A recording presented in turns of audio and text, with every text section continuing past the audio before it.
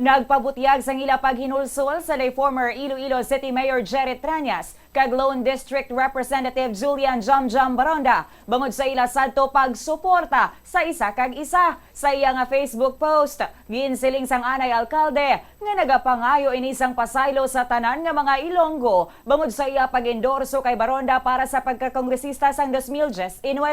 Suno kay Trañas, sang amo nga tion, wala siya sang pilian nga iga-endorso matapos na malibad ang duha ka mga individual nga gintanyagan niya nga magpadalagan kag si Baronda lang ang nagbaton sang challenge.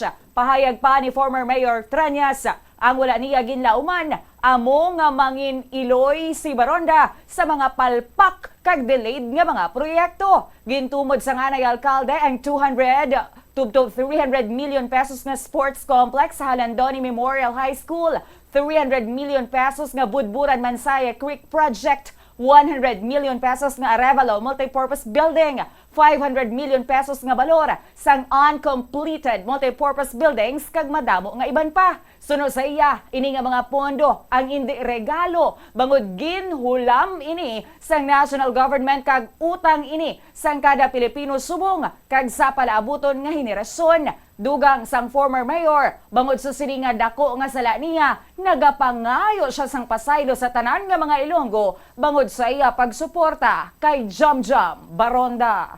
Kag sa kaangot nga balita, madasig man nga nagbalo si Baronda kag nagpagwasang pahayag sang iya paghinulsol nga iya ginsuportahan kag ginpatihan si Trañas sa malawig nga panahon. Suno kay Baronda, sa pila ka dekada ginpaslaw ni Trañas ang syudad, ginpabaya ng mga tawo sa tunga sang baha, ginlubong sa kautangan kag gindunot paagi sa wala kaluoy nga pagpatuman sang 300% increase sa real property tax. Suno sa iya wala nagakabagay nga pangayuan sang pasaylo ang pag-empower sang isa ka babae nga ginahimo sang maayo ang trabaho sa Kongreso.